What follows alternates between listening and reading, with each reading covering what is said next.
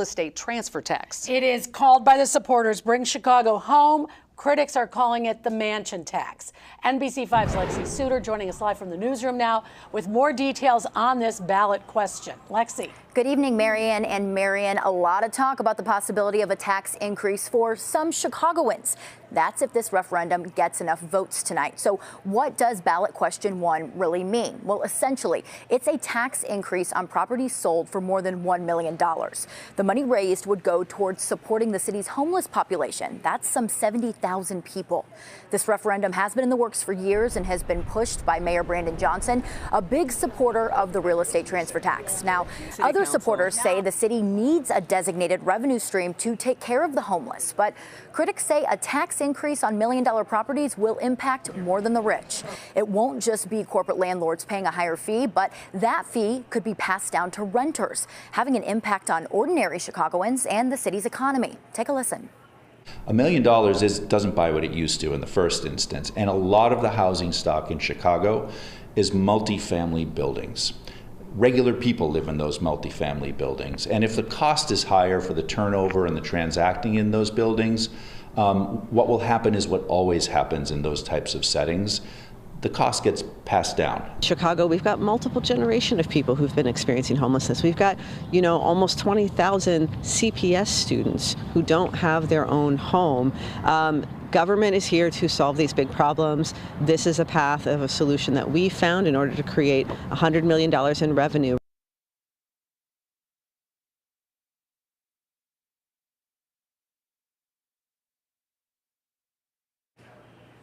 And with the polls just now closing, we will be seeing some of those results roll in momentarily. Marianne and Marianne, I'm going to send it back to you. Thanks so much, Lexi. We appreciate it. Yes, let's get started on the analysis. We want to know what you guys think. First, let's kick it off with the presidential. I mean, it's already been clinched by the time it gets here. What are your thoughts about where we stand right now? Let's start with you, Del Marie. Well, what I would like to see is how many people actually wrote in the word Gaza in terms of being non-committal, because that was something that they were calling for following up on what happened in Michigan. And so I think that'll be very interesting. Could it be that that is going to show that if in Illinois we see a Gaza vote, that is a warning sign to President Biden?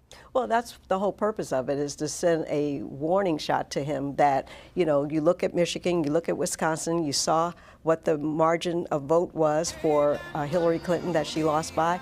And, here in 3 weeks, they were hoping to get 10,000, and they got 100,000 in Michigan. So that's sending a loud and clear message that you don't want us to ignore this race. Interesting, though, Michigan has a large Muslim population, not as large here. Rufus, what do you think about, former President Trump? He has made his way back to the top of the ticket, and so we are dealing with him as an electorate again. What do you think about his being back in this race? I think it's amazing that he is back in this race. I think given all the things that have happened, and first, to lose as he did, very, very often you don't see the candidate return, but he never went away. You see former presidents kind of go aside and do whatever they're doing, but he never went away and continued to push this issue of election interference, continued to push the issue that he won, and continued to bring people along with all of that. And given the indictments, given the insurrection, given all these things, fascinating that he's still there, just amazing. And we start to really look at things and think about how there's this constant conversation of no one being above the law. I think we can't say that anymore. Donald Trump is above the law. Right, and so much of what's happened is just very different than it could be. We got to bring it locally now to the Bring Chicago Home. It has been talked about in court, out on the ballot. Was it going to be counted? It's on the ballot. What about it? Is it a mansion tax that's fair? What do you think, Del Marie? Well, as a progressive, this is something we've been fighting for a long time. And so it's finally on the ballot, and we want to see if people will support it, because there has to be something done for the homeless population in Chicago. I mean, it's growing exponentially ever since COVID, and so there has to be a dedicated revenue source. It's trusting the mayor and the city council. Is there enough accountability built into this? Well, that's one of the things that we will have to make sure happens. I mean, when it comes back to city council, if in fact it passes, then city council, that's their responsibility to make sure that in fact there are guardrails in terms of how this money is dispensed. One of the critiques of this is that it could potentially just halt development, that developers are not going to want to take on this, which is a really, really large increase in what the cost would be, about 166%, I think, in something over $1 million. What do you think, Rufus? Do you think it'll help? I think there's so much about this that people don't understand. And I don't think it was clearly articulated. I think all the things that got it into court, and when it came out, there's still pieces that people don't understand. This is on places that are sold over $1 million. And so, first of all, you got to sell it. And then it's got to be over $1 million. And then it goes into whatever the different pieces are where we look at how we regulate it. Those things were not made clear. And fact is, it's about 94% of the properties that are still going to be under that $1 million threshold. And they would have a cut. Right. So it is going to be mostly on corporate properties. Would they stop them from developing? I don't think so, but it's a good line to have when you're trying to keep it from happening. They certainly have been working to get it on the ballot for a long, long time. Yes, they have. Yeah, this is, and I'll just say this is one. We talked about homelessness before we started getting the immigrants being sent up by Greg Abbott. Good point. That's a good And point. now there's a solution to try and deal with that, and then we get to all these other things, when at the end of the day, we still have this huge homelessness problem. All right, we'll talk more about that as we start to see the results come in and see if it actually does pass. Well, coming up after the break, we head over to our friends at Telemundo Chicago for more of their coverage of the presidential primary for our Spanish-speaking audience. Stay with us.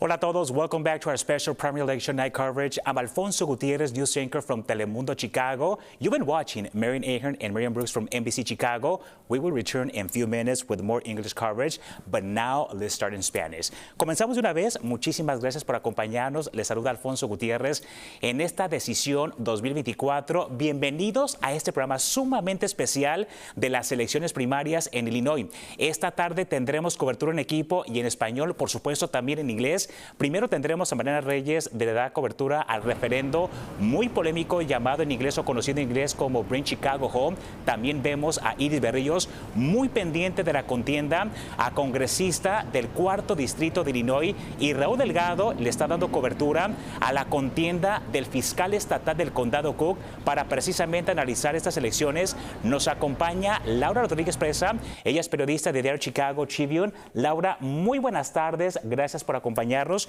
Y yo creo que vamos a comenzar con la contienda más importante, la contienda presidencial. ¿Cuál ha sido, pues, el panorama? Bueno, pues yo creo que en Illinois es casi decidido, ¿no? Que siempre vamos por el candidato demócrata. Entonces, a pesar de ser muy azul, muy demócrata, creo que ahorita pues hay bastante enojo de la comunidad latina inmigrante. Y te iba a preguntar sobre eso. ¿Cuál ha sido el enfoque? Bueno, creo que más adelante regresamos con esa conversación, Laura, porque hay mucho de qué hablar. No te me vayas, por favor, hay mucho más tiempo. Así que vamos a pasar ahora con Jorge de San Diego para que nos hable precisamente pues, de esta contienda por la Casa Blanca. Jorge, adelante. Alfonso, y es que hay mucho de qué hablar precisamente en esta contienda presidencial, aunque ya sabemos que Joe Biden y Donald Trump cuentan con los delegados electorales necesarios para ser confirmados como sus candidatos respectivos de sus respectivos partidos. Sin embargo, hoy votantes en varios estados, incluyendo Illinois, salieron a votar. Los primeros resultados ya nos están llegando. Vean, esto es lo que nos estamos proyectando ahora mismo nosotros, con el 95% de los votos llegando precisamente por parte del Partido Demócrata para Joe Biden. Ya vemos que ese 95% ya le está llegando, más de 18,000 votos contabilizados a esta hora. Vamos a ver cómo va el Partido Demócrata, el Partido Republicano ahora, para ver cómo van, porque precisamente Donald Trump ahí tiene el 66% por el Partido Republicano. Él está contando ahora mismo con más de 6,600 votos ya contabilizados.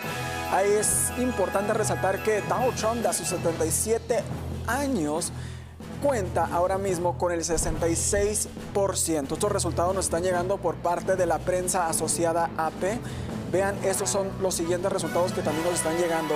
Ryan Binkley cuenta con el 0% precisamente ahí.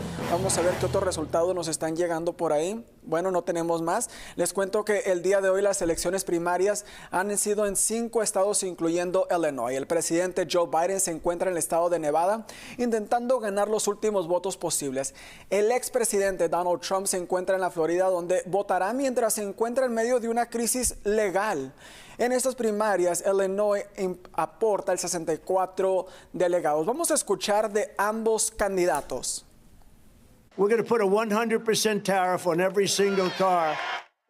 Pondremos un arancel del 100% a cada automóvil que cruce, si resulto electo. Ahora bien, si no me eligen, será un baño de sangre para todo el mundo. Eso será lo de menos. Va a ser un baño de sangre para el país. Eso será lo de menos. Pero no van a vender esos autos. Last week, Donald Trump and I clinched the nominations. La semana pasada, Donald Trump y yo conseguimos las nominaciones. Le vamos a ganar otra vez. Cabe resaltar que en las elecciones generales del año 2020, Joe Biden derrotó a Donald Trump aquí en Illinois con un margen del 17%. Soy Jorge de Santiago. Alfonso.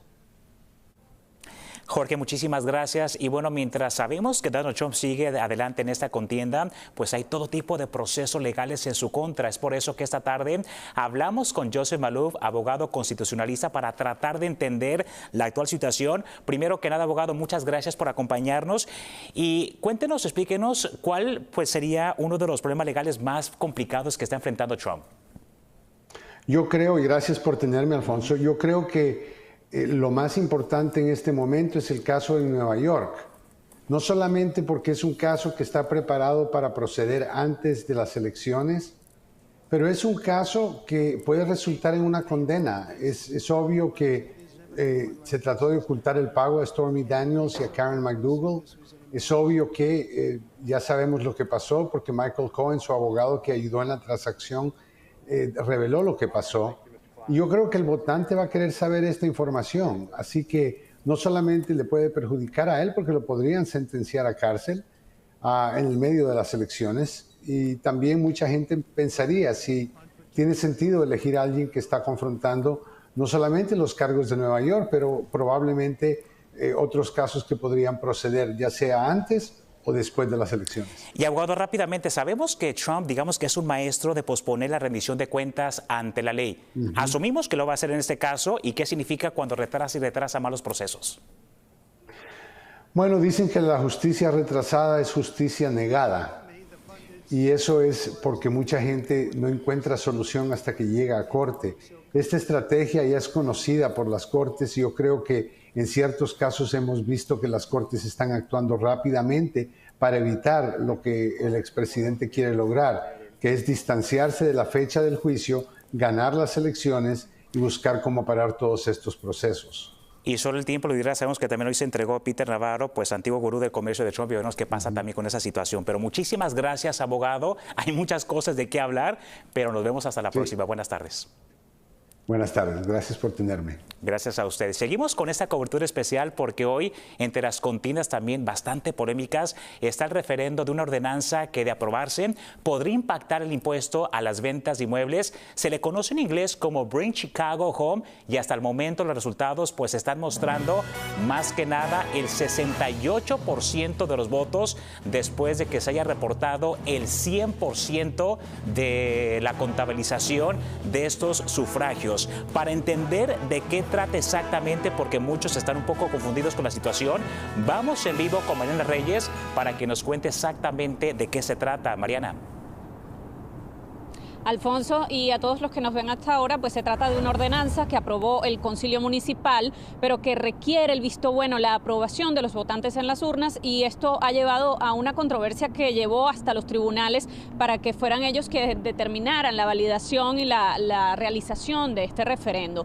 Lo cierto es que quienes la apoyan aseguran, entre estos el alcalde Brandon Johnson, que la recaudación de impuestos producto de esta ordenanza va a ayudar a construir viviendas para quienes no la tienen, pero quienes la critican aseguran que podría impedir el crecimiento de nuevos negocios. ¿Qué puede pasar? Pues si se aprueba, ese impuesto que se paga por una propiedad, bien sea residencial o comercial, el impuesto a la venta, pasaría de $3.75 por cada $500 del precio de la vivienda a $3.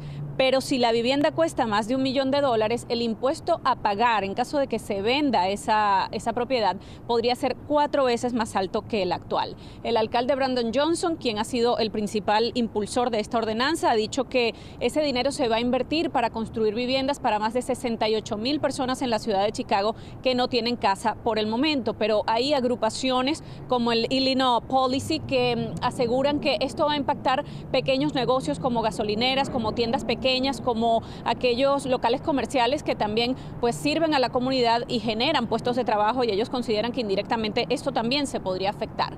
Lo cierto es que esta noche vamos a conocer seguramente el resultado, pero la aprobación final de esta ordenanza todavía tiene un proceso largo por delante en el concilio y luego oficialmente por parte del alcalde, y se podría extender el proceso hasta el año 2025. Mariana, muchísimas gracias por desmenuzar y hacernos entender de qué trata esa iniciativa. Y bueno, para tratar obviamente de entender un poco mejor, nos acompaña todavía Laura Rodríguez de Chicago Tribune. Para la gente que no entienda, ¿por qué dicen que todavía tiene que aprobarse? Bueno, porque después de esto tiene que pasar con el concilio, y de ahí ver si se aprueba y ahí ir a votación otra vez para ver si es que se aprueba, ¿no? Creo que en los últimos meses se ha pasado más tiempo enfocando en si se agregaría la pregunta o no hoy, y no tanto en lo que significa para la gente, ¿no? Muchas personas están confundidos de exactamente cuánto o quién estaría pagando más taxes cuando se apruebe o no se apruebe. Y yo creo que esa es precisamente la polémica, ¿no? Porque de pronto muchos no se entienden nada de eso. Pero bueno, me parece que se nos acaba el tiempo. Sigue con nosotros, por favor, Laura, porque hay muchas más cosas de qué hablar, y vamos a seguir pues con esta cobertura especial aquí en Telemundo Chicago y por supuesto también en NBC. Y bueno, como les decía, eso es todo por ahora, pero vamos a volver con más minutos con esta cobertura especial en inglés y también en español. In few minutes, we'll be right back with more Spanish coverage, but now back to you, Marianne Ahern and Marianne Brooks.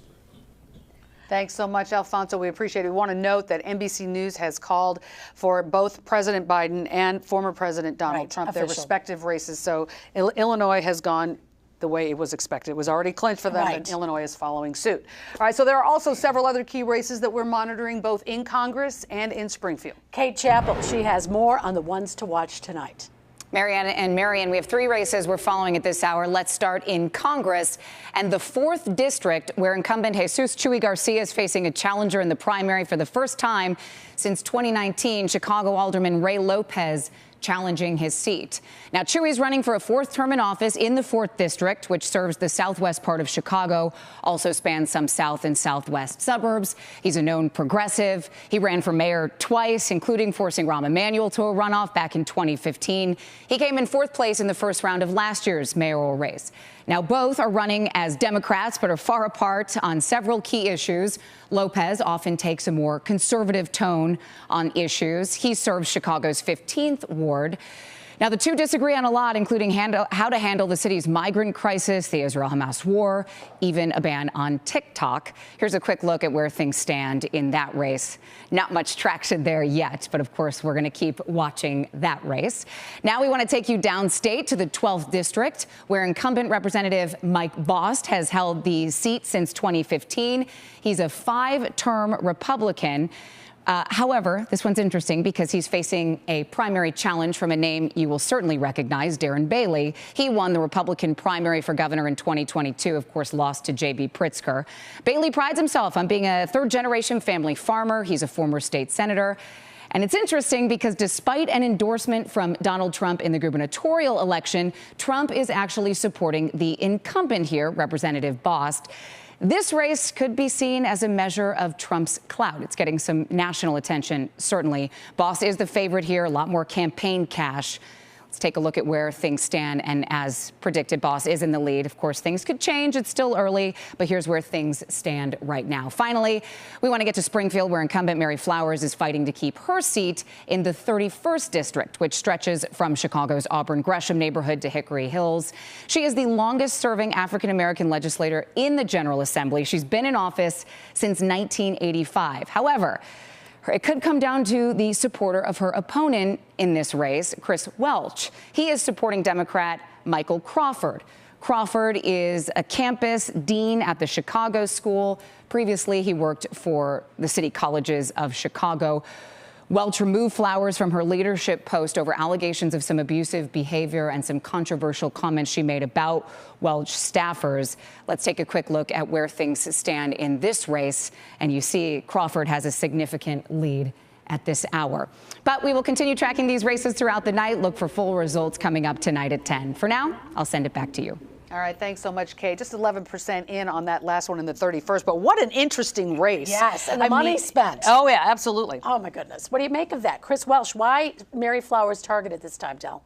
Well, a lot of the women who are in Springfield are very upset because they see this as a message to them that if you step out of line, you'll be next. And so they're taking this very personally in terms of what he's doing to Mary. Because, you know, as she said in an interview, I think, Michael Madigan and her had differences, but he never targeted her. And for him to put $1.2 million into an unknown person is just really sending a message to everybody that it's not business as usual. And Chris Welch actually did support her before, but was very upset with her over something he said that she said about a staffer, which she didn't even deny. She didn't even back away from that comment about saying he looked like Hitler or something like that. And he sends this long letter explaining how upset he was. What are your thoughts about Chris Welch's actions? You just have to wonder if there's more to it than just what's in that letter. And there was things that we saw from just a year ago or less where he was very complimentary to her. And so to come to this point, you wonder there has to be something deeper behind that, something deeper that maybe there's some assault upon leadership.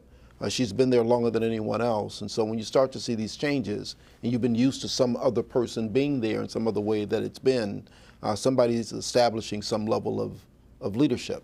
And the assault upon that becomes problematic. All right, let's talk about Congress, because once you get into Congress, sometimes you stay for years and years and years. Chuy Garcia has not necessarily been there forever, but he, after running for mayor twice, we have his numbers right now. He is leading. And he is leading. What about that, though? Ray Lopez was trying to tap into those who were angry about the migrant situation, felt as if Garcia had not done enough, had not been outspoken enough. It doesn't look as if, well, it's still early, but can Ray Lopez pull off an upset? I don't think in this environment that Ray Lopez was going to beat Chuy Garcia. I mean, Chuy Garcia has been almost at every level of government. So he has name recognition. And as you said, he's run for mayor twice. So for an alderman who really is not known beyond his ward, I don't care how many issues he is anti the mayor on, most people don't know him outside of his ward. So that was a big leap for him to take on someone like Chuy Garcia, who has been amassing power by mentoring other progressives. Yeah, he has his own machine and everything. What are your thoughts about Ray Lopez? Yeah. He's been, you know, he started to run for mayor, dropped out pretty quickly. He's starting to look a little bit like a perennial. He's been looking to do, he's against everything that the mayor's for, quite frankly. He was against everything against Mayor Lightfoot. He was against everything against, I don't know where he stands with this mayor, but he did consider running for mayor. And clearly he is ambitious, but you've got to kind of pick the spots in which you're going to go. This may not be the time to go after, clearly it may not be the time to go after Chuy Garcia for this seat, depending on what it is that you want to do. But he's been pretty outspoken on a number of things, very conservative on a lot of things, and pushing hard on those things. I think he just may not find the space. I guess we're going to see if the Democratic Party in Chicago and Cook County is progressive, or is it, you know, pulling back from that? And progressive, does that mean socialist, is another question. No, it doesn't mean socialist. It means being progressive means progress for all. That does not necessarily mean socialism. All right. Up next, we're going to get, I'm sure, more into that from our progressive panelists right here, of course. Up next, a look at the Cook County State's Attorney race. Who will replace Kim Foxx? This is really the big race to watch. Stay with us.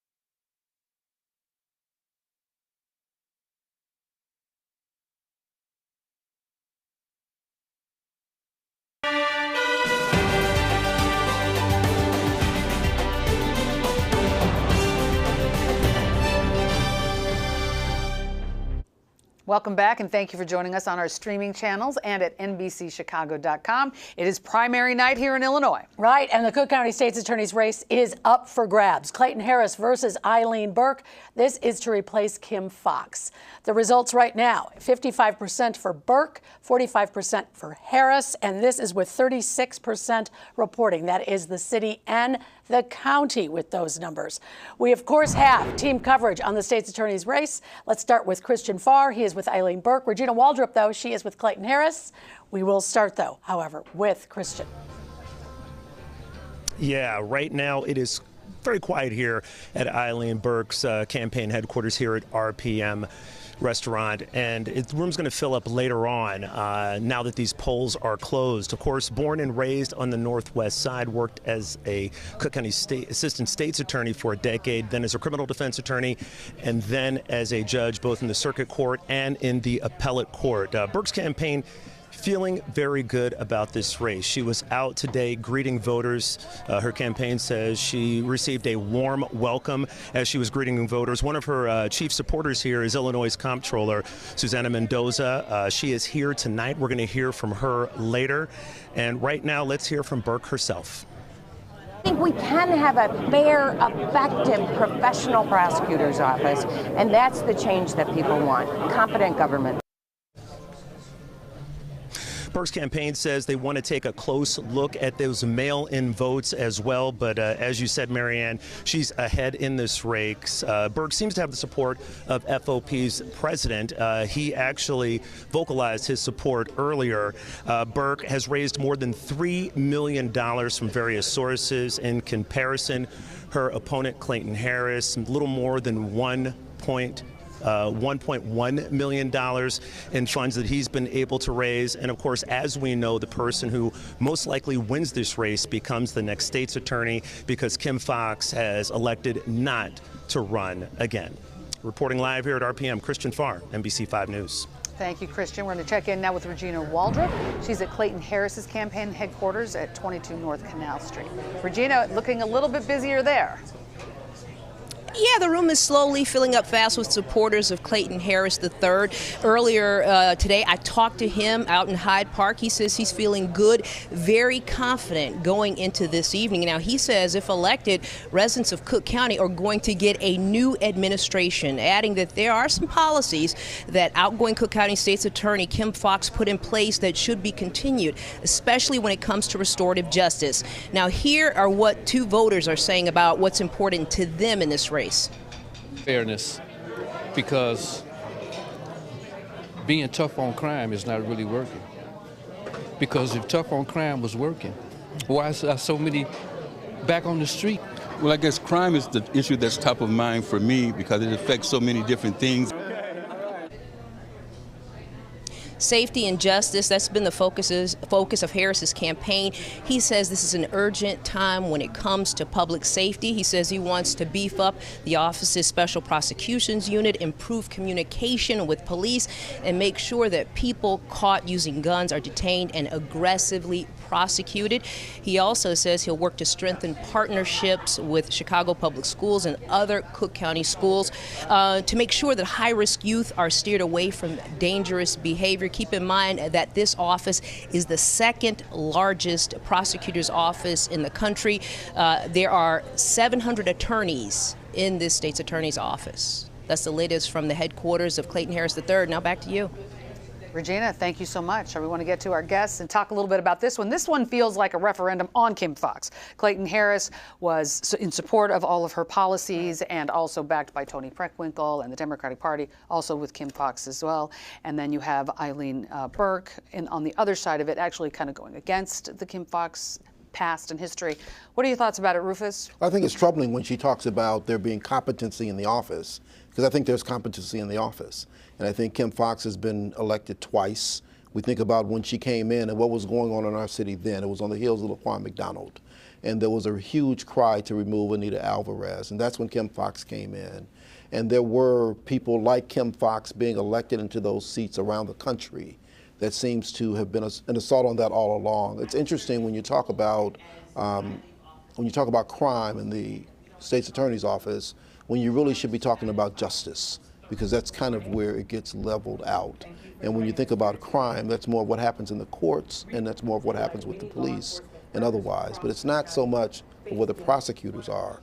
So I think, again, we didn't get to spend much time with Eileen O'Neill. We got to spend time with Clayton Harris III. So I didn't have a chance to just talk with her about what all these things are, but only could go from what everybody else was getting from what these other things were. But we still, yes, we do have a crime issue.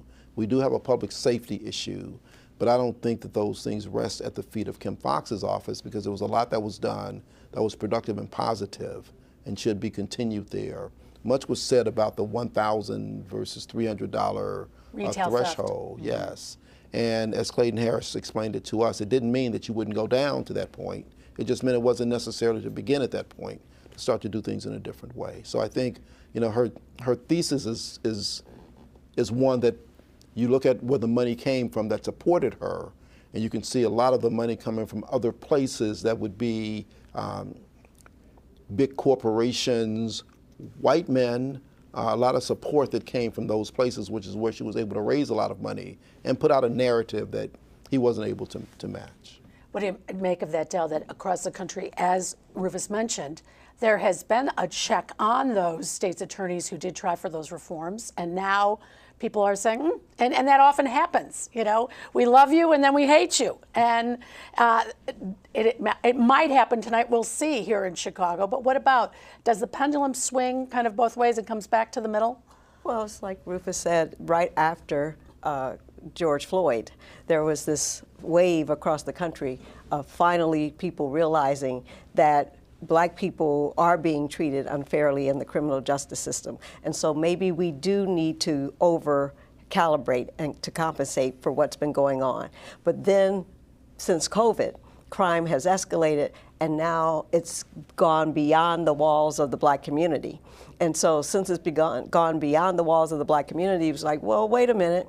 You know, it was fine if it was over there, but now it's over here. And so maybe we aren't going to be as liberal as we thought we were going to be in terms of crime. And so that's what you're seeing, and that's why she made a calculation to step off the bench and run for this office, because she saw she read the tea leaves. All right, interestingly, we have Jim Durkin, who also was maybe reading some tea leaves and thinking about running at one point for state's attorney. Thank you for joining us. What are your thoughts about how the campaign has sort of kind of rolled out? Well, I think that we're looking at 36% of those reporting, and that Judge Berg has the advantage. I guess I need to know where those are coming from, the suburbs of the city, but she seems to be on a good trend. But I will say this, is that people in Chicago and Cook County have made the decision that they no longer want to be part of this social experiment with criminal justice in their neighborhoods, which we've seen through in every major city that is a George Soros-backed candidate. It's been crime after crime. People are being let out of jail early, not pending trial, and it's just repeat offenses. I can get into a lot of things, whether it was the state's attorney's support of the Pretrial Fairness Act, or no cash bail, is bad for Illinois. It's bad for Illinois citizens and Cook County taxpayers. I know that inherently. I was in Springfield for it, but Ms. Fox made her bet. And what happens now is that Clayton Harris is going to feel the effect of it, because he's part of the Preckwinkle, Kim Fox program, and that's how it's been portrayed. And when Clayton Harris said that, that I support Kim Fox, I'll take her endorsement, I think that has hurt him so much, because it's not just the white community, but also many people in the Black and Hispanic communities are fed up with crime, and also the attitude that Ms. Fox has had over the past 2 terms towards law enforcement, but putting more of an emphasis on helping out defendants as opposed to looking at what we can do for crime victims, and also restoring integrity in the office. You did think about running yourself. You backed away. Why did you decide? Do you think the primary will decide this race? Do you think it is too tough for a Republican to defeat a Democratic candidate, even for Cook County State's Attorney? It's a very tough road to do in any cycle, but I was very close. I had petitions ready to file. I made a decision at the end that having Donald Trump as the probable nominee for the Republican Party at the top of the ticket was going to be even more challenging. I'm not a Donald Trump supporter. I very much oppose him, but I would be labeled as a Trump MAGA person just because of the fact I'm a Republican. And I'd be spending more time defending myself and also explaining why I'm not part of the Trump movement, as opposed to talking about who I am and what I can do for the office. And you run to win, you run not to make a statement. So I just feel that it's just too difficult of a road to overcome, and I decided to take a pass on the race. Former GOP Minority Leader Jim Durkin, thank you so much for joining us tonight. So interesting to hear your perspective. Let's look at the results as they stand so far. Now, this is with how many, what's the percentage in? 55 to 45 with 36% reporting. This has been something that's held. Obviously, we just reported on this. And what we learned earlier from Shelby Bremer, our producer here, is that the suburbs have come in. Right now, 60% of the suburbs have come in, and they're holding that same number, 55% to 45%. Only 9% have come in the city so far. So far, 55% to 45% is holding. So we'll see what happens with that. Close race. Coming up after the break, more analysis from Telemundo Chicago's Alfonso Gutierrez and how they are covering the race for state's attorney.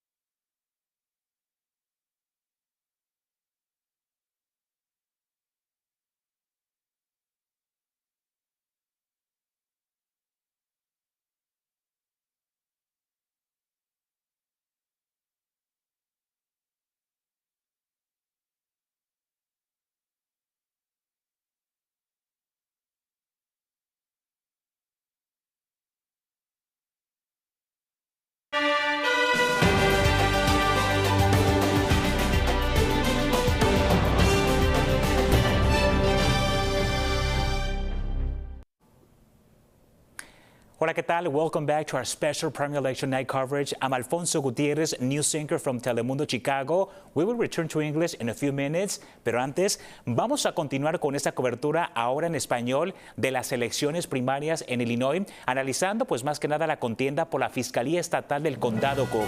Vemos que por un lado está la ex jueza Eileen O'Neill Burke y también el ex fiscal Clayton Harris III, y como podemos ver de los escrutinios reportados, el 68% por ahora lleva la delantera O'Neill Burke. Sin embargo, la cosa puede cambiar. Para precisamente hablar de esta contienda nos acompaña en vivo Raúl Delgado. Adelante.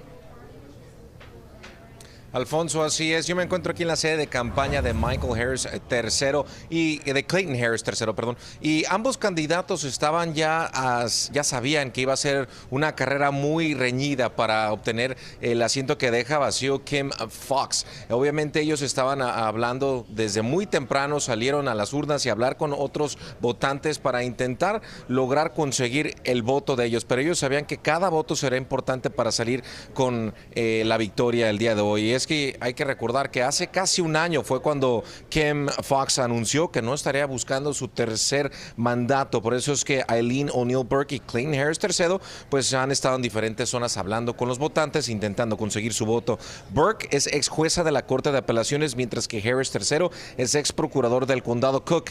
El ganador de hoy estará enfrentando al republicano Bob Fioretti, quien ya ganó, no tenía contrincante por parte del Partido Republicano. Cabe mencionar que Harris III también había recibido el apoyo de parte del actual fiscal estatal Ken Fox y de Tony Preckwinkle.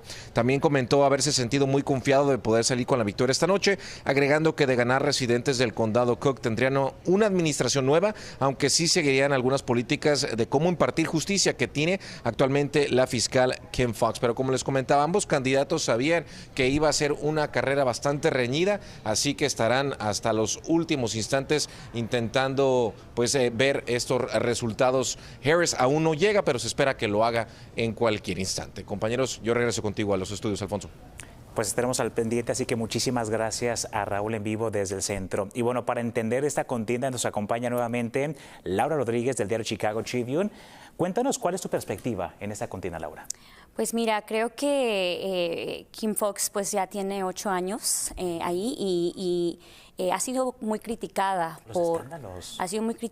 por la comunidad por no establecer unas leyes más fuertes, ¿no? para castigar a los criminales, precisamente a personas con cargos menores. Y pues O'Neill Burke está prometiendo que establecerá leyes un poco más fuertes.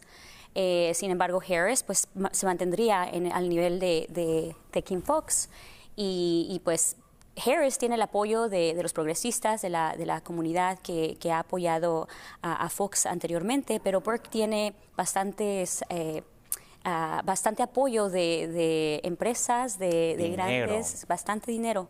Y pues lo estamos viendo, ¿no? Ahorita ella está al frente de esta contienda. ¿Y sí crees que para tratar de ganar, obviamente, hasta el final, tiene que ser más estricta y más dura con las leyes, ¿no? ¿O cuál sería la situación?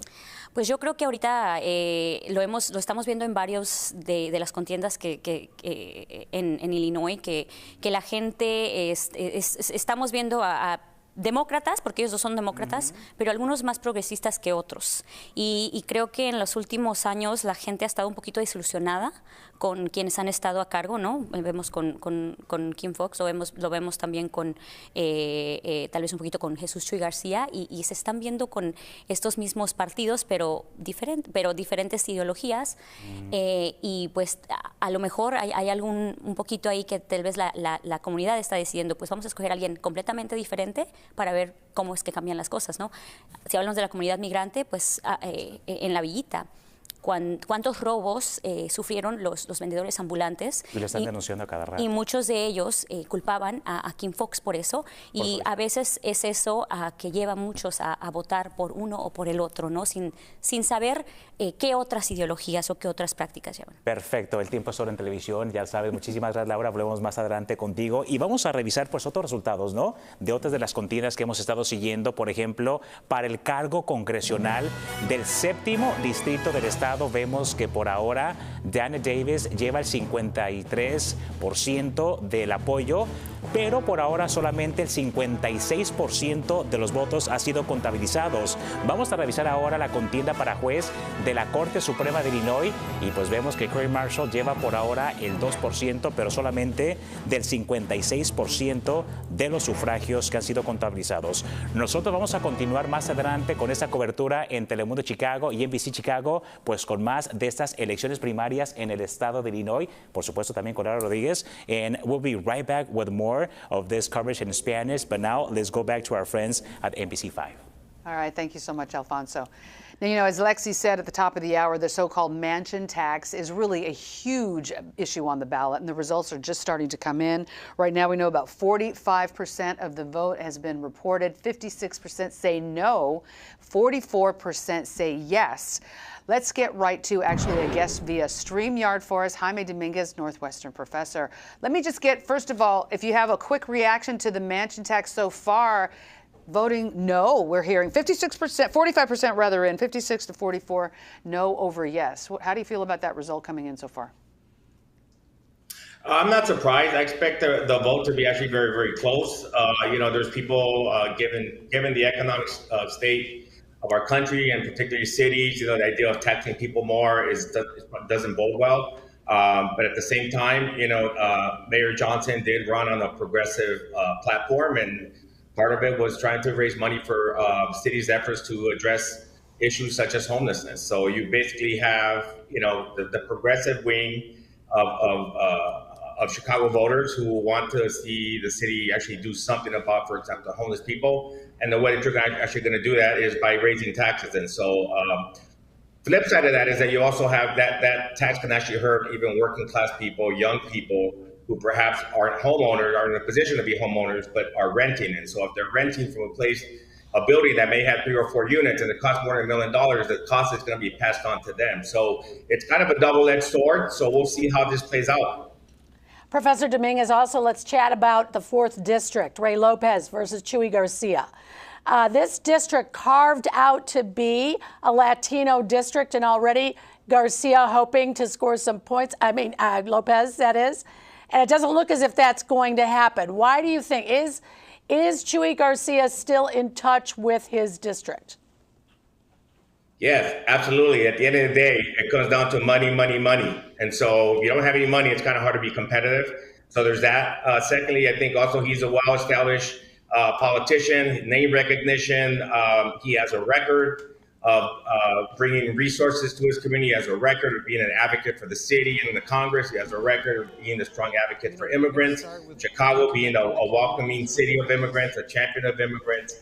And so, in terms of Lopez trying to run on a platform of he's going to address perhaps some of those issues, I think people are going to stay with the person who has a record doing it. Well, interestingly, he's getting a little bit more name recognition. We'll see how the race turns out. But so far, as we just pointed out, 66% of the vote in, 69% Garcia, 31% for Lopez. Yeah. What about the turnout? Let's talk about that, because it was so low, but there could be, if these races, this one not in particular, but others that might be close, might be waiting for the mail-in vote? Well, that's the possibility. I mean, there were a lot of people who requested mail-in ballots, but still hadn't returned them as of today. And I did hear people say that they saw people coming to the box and just putting their ballot in instead of voting today. So we might be waiting on that. What do you think about the low turnout? Why do you think there's been such low turnout this time around? The excitement wasn't there. I think certainly before, when we get to a presidential campaign, we didn't even have differences. We didn't have another candidate to vote for. It was either Trump or not. It was either Biden or not.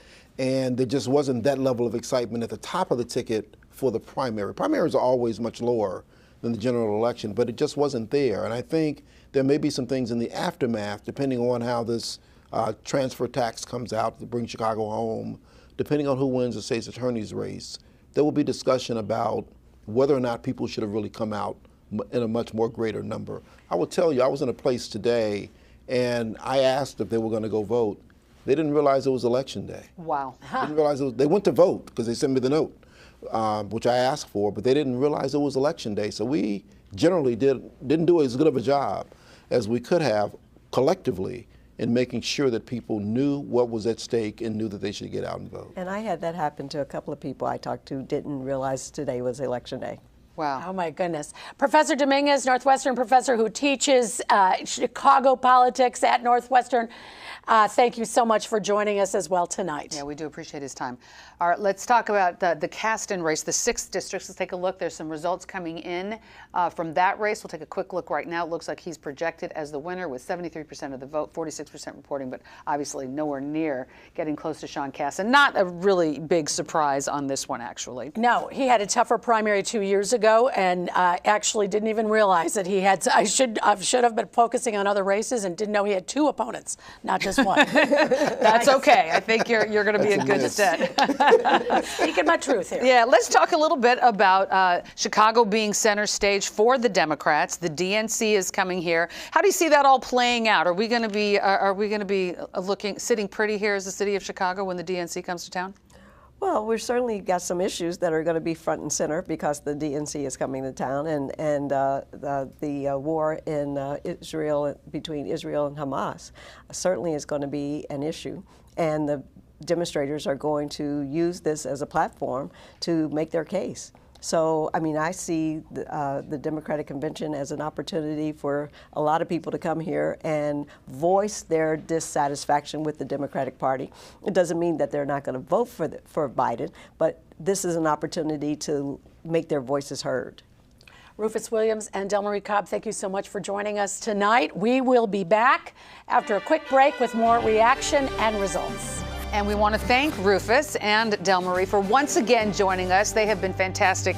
It's election season after election season. We always love having you here. Still ahead, we will dive a little bit deeper into the fight for the 7th congressional district and take a look at the results in the presidential primary. Stay with us.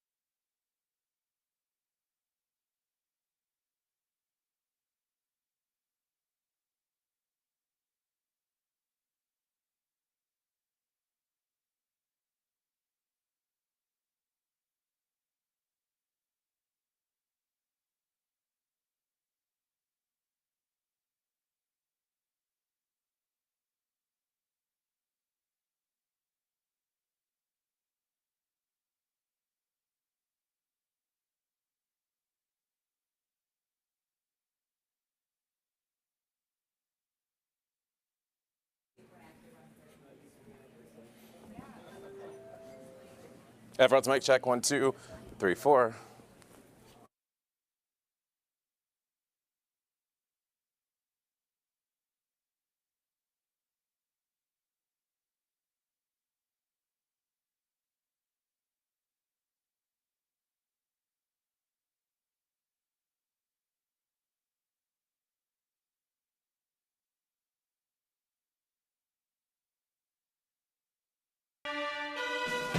Decision 2024, Illinois primary election night, live from NBC Chicago. Hello and welcome back to our primary night in Illinois special. I'm Marianne Ahern. And I'm Marion Brooks. Thank you for being here. Results are starting to come in. Let's take a look. 4th District. We're talking about Chuy Garcia, who is the incumbent. He is the projected winner here. 69% of the vote, 66% reporting. Ray Lopez, an alderman, ran for mayor shortly and now once again trying to run for another office. Just 31% of the vote. He did not have enough to take over Chuy Garcia. Also, we want to take a look at the presidential primary. Projected winner there, Joe Biden. Not a surprise. They had already sealed their nominations, so foregone conclusion.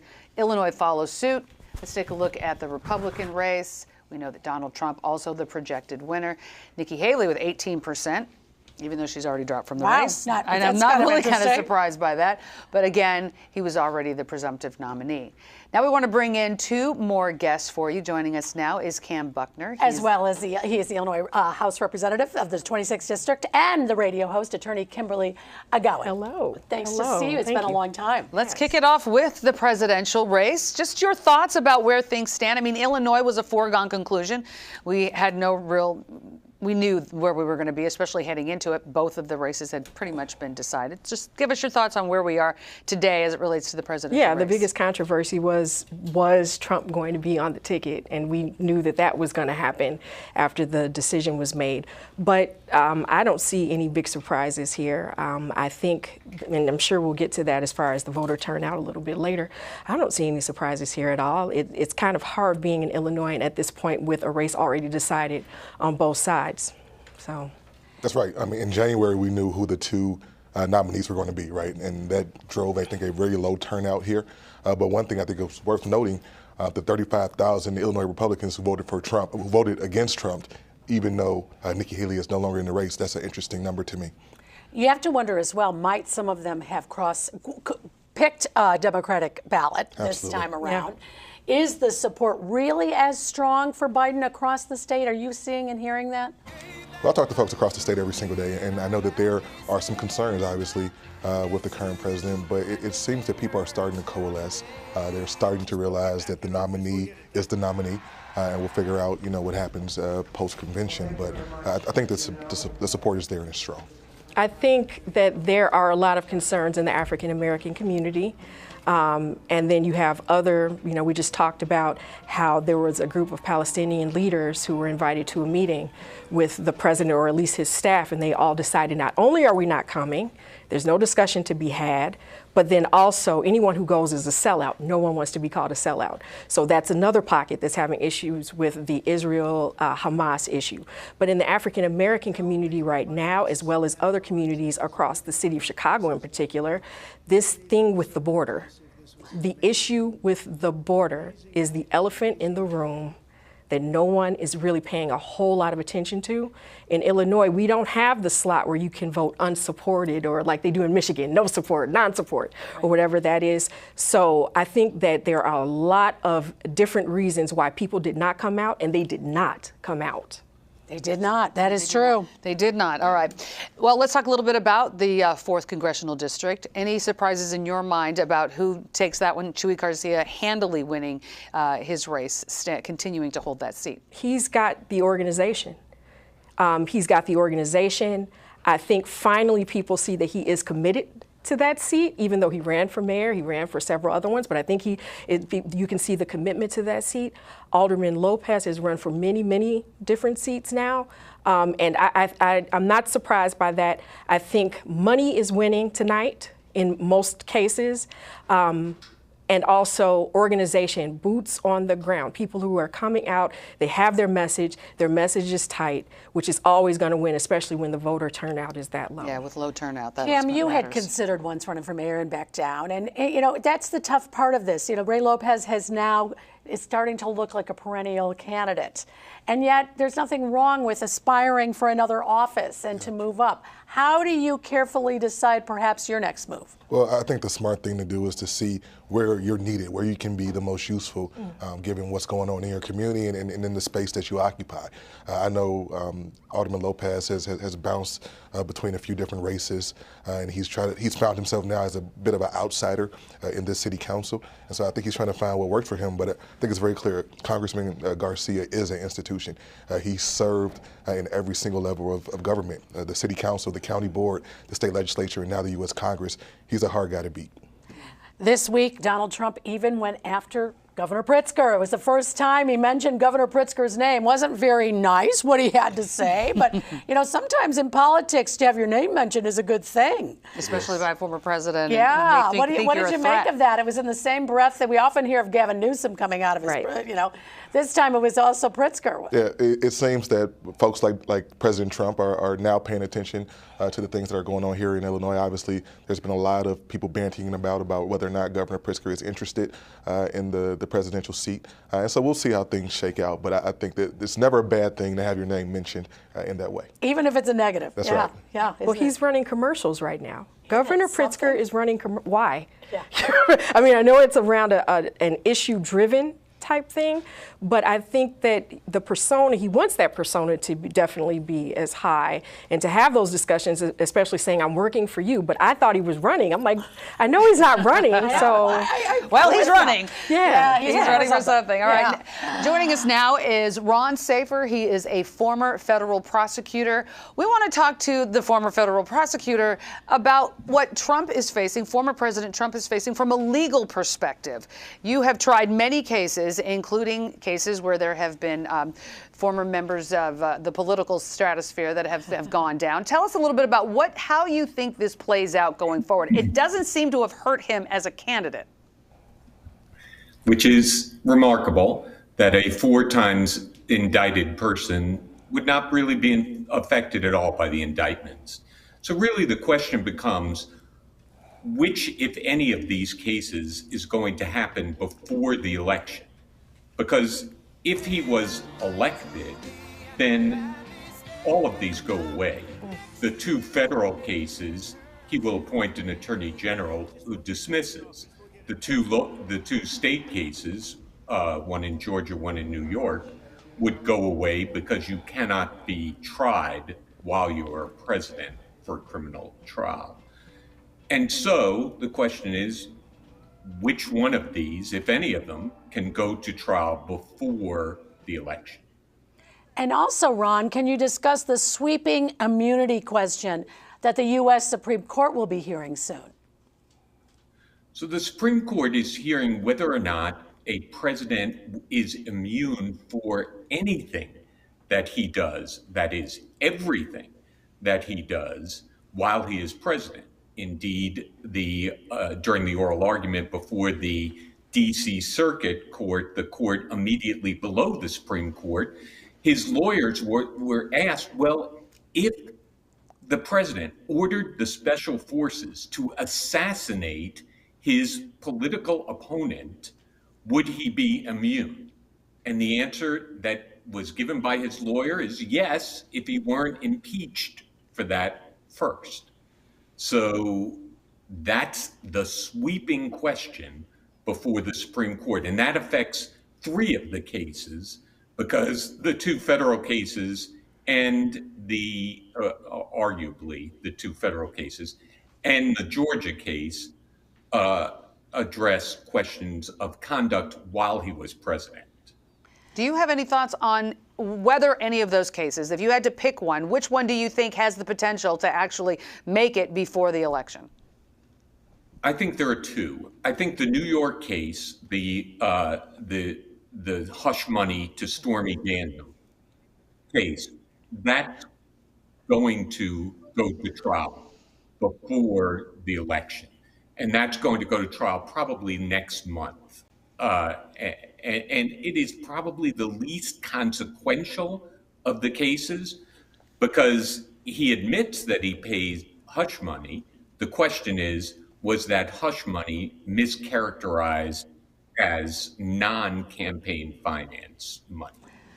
The other case that may go to trial is the Washington case. The Washington case may go to trial. If the Supreme Court decides the immunity question, that case is likely to go to trial before the election.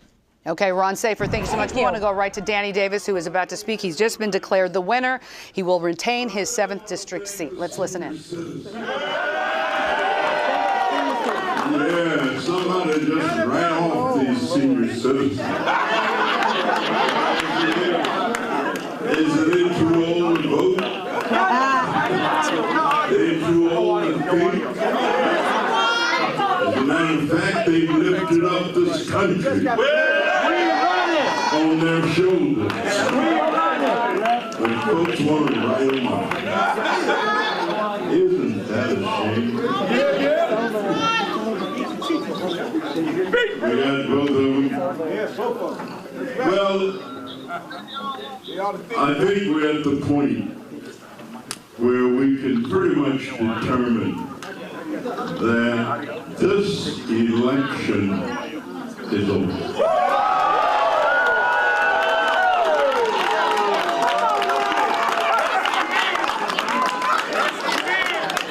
And the victory belongs to the people.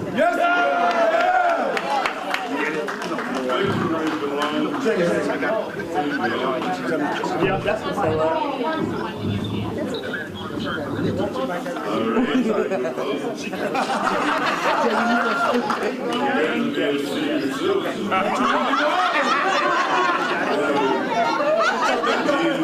take up a lot of instruction. So it's a word to the wise. But I really want to thank all of those entities that have been a part of this great victory. Amen. It's a reaffirmation that when people have courage, when people have relationships, there you go. Tell them, Congressman. When people are willing to work and work across racial, ethnic, and party lines, that people work for the good of the hood. The good of the community. And all of the prognosticators.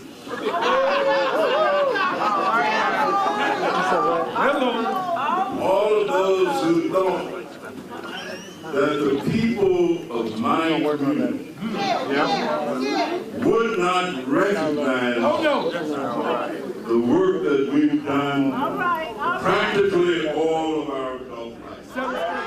All right, so right now we know 52% of the vote is in, and I'm sorry, I think that's the wrong. He got 52% of the vote. Right, here he is. 78% reporting.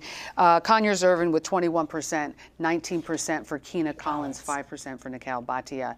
What are your thoughts on this win? I mean, there was definitely a sense of the older candidate. We've heard it over and over again with President Biden. We've heard it also with former President Trump. 81 years old, I believe. 82 years old, Congressman Davis is.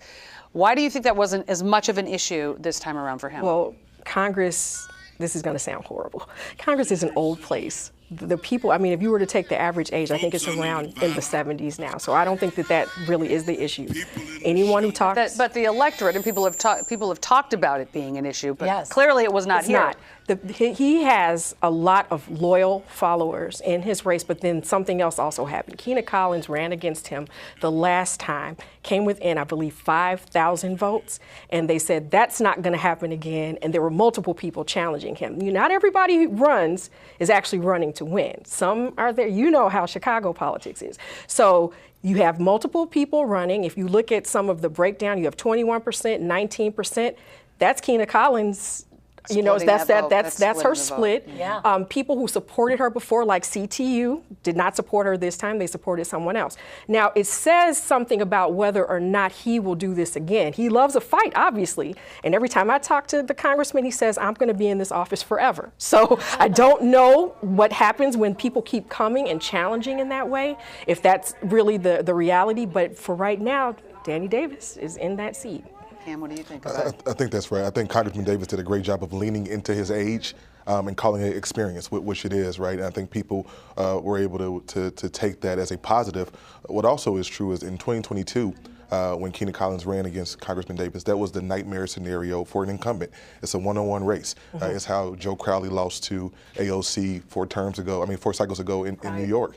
But this current cycle is the dream scenario for an incumbent. Crowded field. His two most formidable challengers share demographics, right? So he ran against 2 black women, and maybe there was a vote split there. And so this worked out the way the congressman wanted it to work out. And you mentioned sometimes people run for the next time. Yeah. And Melissa Conyers Irvin had first talked to Davis, had said, all right, I'm going to wait till you retire, but then, maybe I won't wait till you retire. Yeah. And so she put her name out there the first time. As we recall, Barack Obama did not win his first race. That's right, against Bobby Rush. 2000, right? Yeah. That's right. Yeah. And you do say, you've mentioned also that low voter turnout benefits the incumbent. Absolutely. And in this case, clearly that was the case. All right. All right, coming up, we'll check in with Telemundo Chicago. They're live with Chuy Garcia's campaign, Chuy Garcia has just been declared the winner.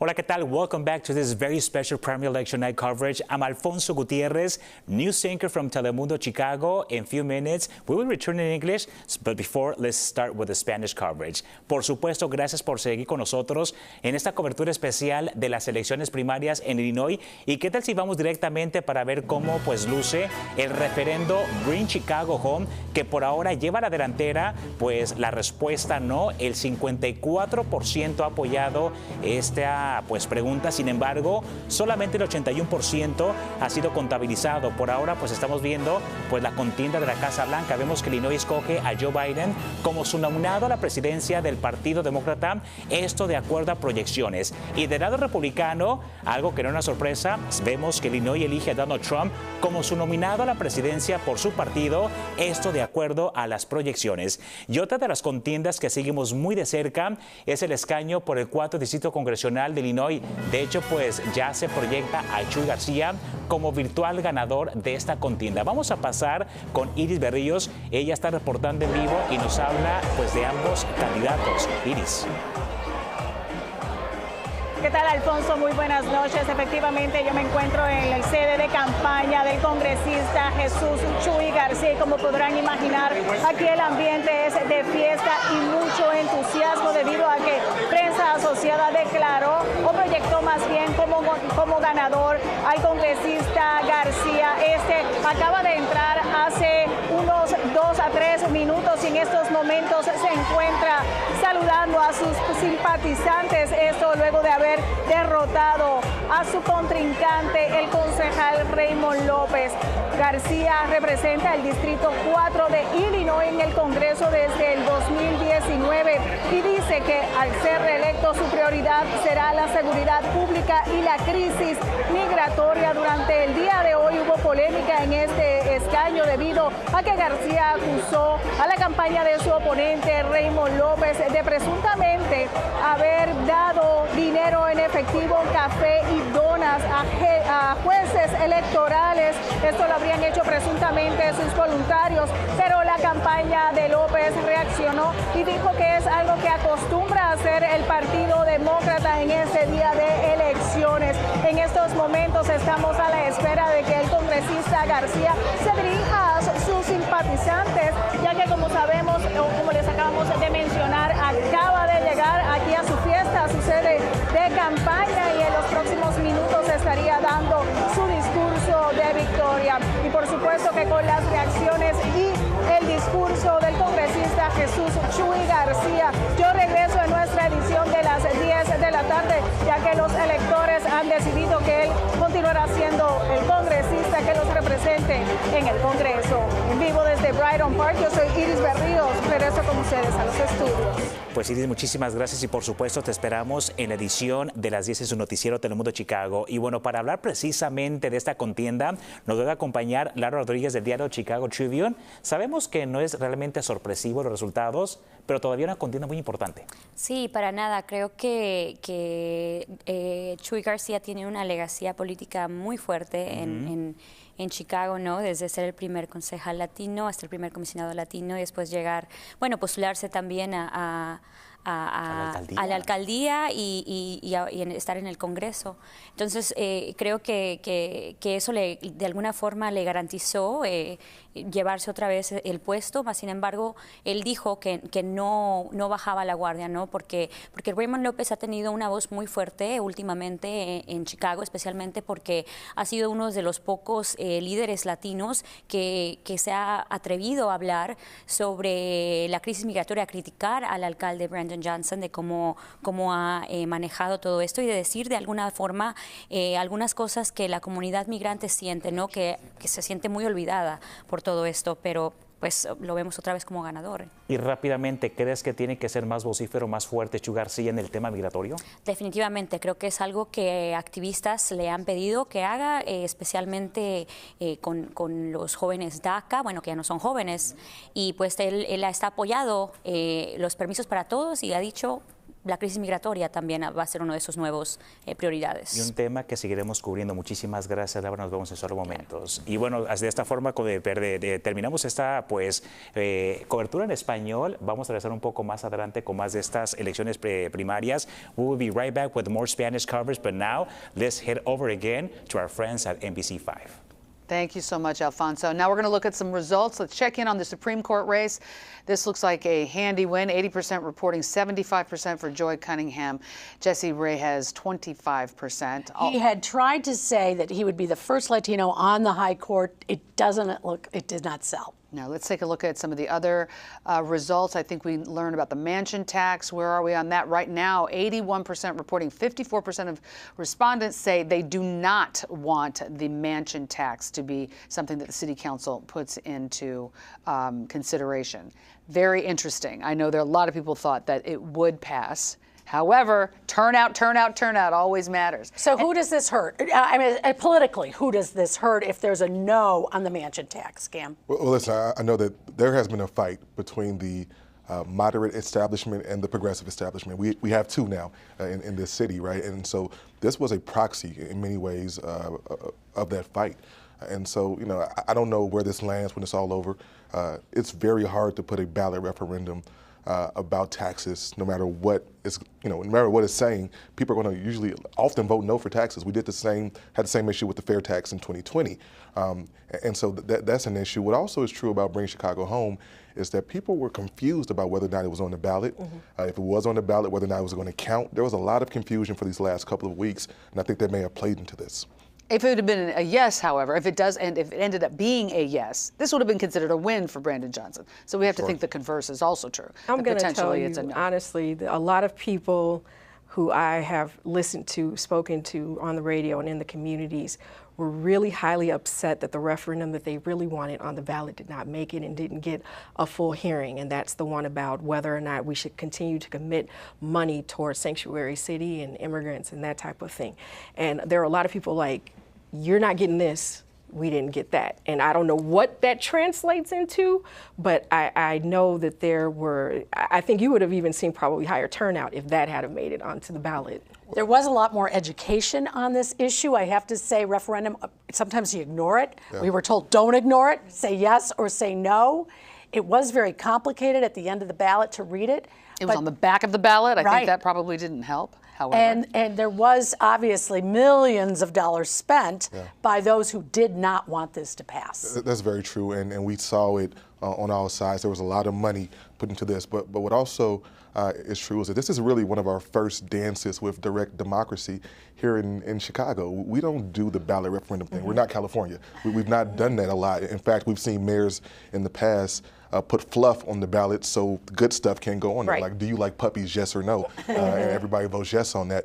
But as far as a binding referendum, we don't see many of those. And so we're still, I think, figuring out how we operate in this space. Let's talk a little bit about the migrant crisis and how it may have impacted. You brought up the no sanctuary city referendum that didn't make it. Do you think it really played out sort of across the board in this race at all? I'm going to say that I know quite a few people talked about the idea that they felt like their vote was suppressed when that referendum, which was just an advisory, it wasn't binding, but when that did not get a full hearing, when they used kind of parliamentary procedure to just block even having a vote on it in city council, that left a bad taste in a lot of people's mouths. It wasn't to end sanctuary city status, but it was to decide whether there should be a cap on how much money should go toward that.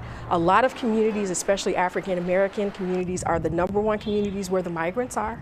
That doesn't seem to be changing anytime in the near future. These neighborhoods are changing a lot because of this, and there's not a lot of discussion about what is going to happen with African Americans in these communities, or where people are living, how this is happening. We talk about crime a lot. Whether right or wrong, people are associating a lot of the thefts in the stores with migrants. Could be completely wrong, but there are just so many factors that are not being discussed. And historically, African American communities are having their face completely changed by this and not having a lot of discussion about, or even being able to weigh in on what they want to see happen in their communities. So I think down the road, you may see more as we go closer to the general. Yes. And what do you think, Kim? Do you have any thoughts on how the migrant crisis has sort of impacted this election? The dissension that has played out, specifically among African American and Latino communities, around the migrant and asylum seeker situation, has been huge, and it really is almost to design based on what Governor Abbott and folks have tried to do here. We are all over the place, and it's chaotic in many ways. And so it absolutely played out in this primary. It will play out again in November. It will be a part of the narrative when the convention comes here in August. And so it's something we got to wrap our hands around. And perhaps that did impact then this Bring Home Chicago vote, that folks thought, hey, wait a second, how much money are the feds already giving? And are we really going to give even more? Well, in politics, nothing happens in a silo, right? Everything is connected some way, shape, or form. And so I do think that there were probably some points of connectivity there for sure. And also, how about the idea that the one message that came across very strongly for people who wanted you to vote no was, you don't know where this money is going. Look at what happened with the migrants. You don't know exactly how it's going to be spent. Interesting. All right, joining us now, State Senator Sue Rezin. She is the Deputy Minority Leader. She is joining us from the suburbs. And we want to know, Sue, how about, did the migrant crisis impact you where you are? Well, it certainly did. I mean, many of the communities in the suburbs, and I'm actually outside of the suburbs, are concerned about whether they were going to have busloads of migrants dropped off in their community without any ability to be prepared for this. I mean, it's no secret that we've seen what has transpired in Chicago, that Chicago did not have a plan in place to house the migrants and to what to do with the busloads that did come in. So, and the federal government has not stepped up to help with funding for this. So unfortunately, the state needs to, or is, according to the governor, will be helping to fund the cost of the migrants who have come into the city, which will cost over $1 billion. And because of that, as you were just talking about, there are local groups that are concerned about, are we going to receive the services that we are due to receive, as opposed to, are you taking that money now and funding the migrants? In my communities, I represent smaller communities. They are not wealthy communities. The average income is about $50,000. To have migrants come into this community where they would be unhoused, we would have to figure out housing, how to feed them, and how to educate them. There's a huge cost locally to us, just like we're seeing play out in the city of Chicago and throughout the state. How do you see this playing out in the general election, this particular issue, the immigration issue specifically? Well, I think as the previous speakers talked about, there is some frustration within their own party and their own communities about how the migrant crisis has been handled. What will the end cost of the migrant crisis be? We actually are pushing for transparency. We want to pass this bill that allows us to see exactly where the money, how the money is being spent on the migrant crisis and where the money is going. I mean, this is not, you know, this is a tremendous amount of money to have over $1 billion in your budget go to the migrants, which was not planned on before. That money has to come from somewhere, and more than likely it will be mean less money for many groups that count on that money to help support their neighborhoods for economic growth, to create jobs, also from your schools and all of your local municipalities. I mean, the money has to come from somewhere, and that's what you're going to see in this upcoming budget battle this session, is how to pay for the cost in the state of Illinois. All right, Senator Rezin, we thank you for your comments. We do expect to hear, yes, thank you so much. We do expect to hear from Chuy Garcia with a bit of a victory speech right after this. Also, a check on the state's attorney's race. Yes, we'll get updated numbers for you when we come back.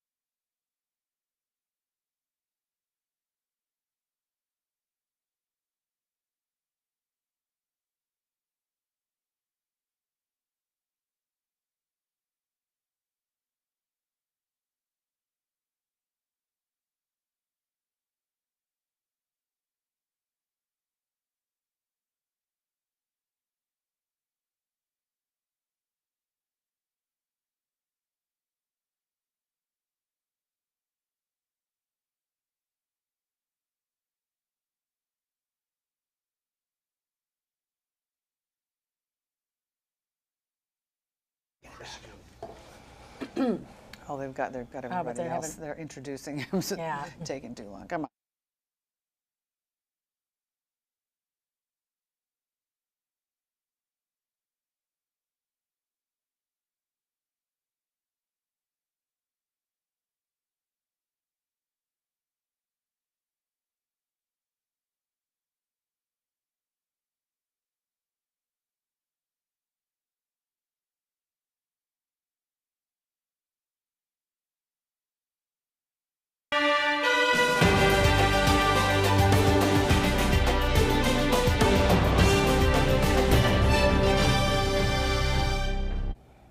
Welcome back. We are your election headquarters for primary night in Illinois. Chuy Garcia. We have numbers that show he is the projected winner big tonight, 69% to 31% for Alderman Ray Lopez. And let's look at the results for the Cook County State's Attorney's race. Right now, 52-48, 90% reporting. We do know that the city, we don't know where this breakdown comes in. We know 50-50 right now for the city. The last numbers we heard were 54-46 Burke Harris for the county. Where those votes come in does matter. And how does it break once the vote by mail comes in? Right. Gotten closer. It's about 18,000, 19,000 votes separating the two.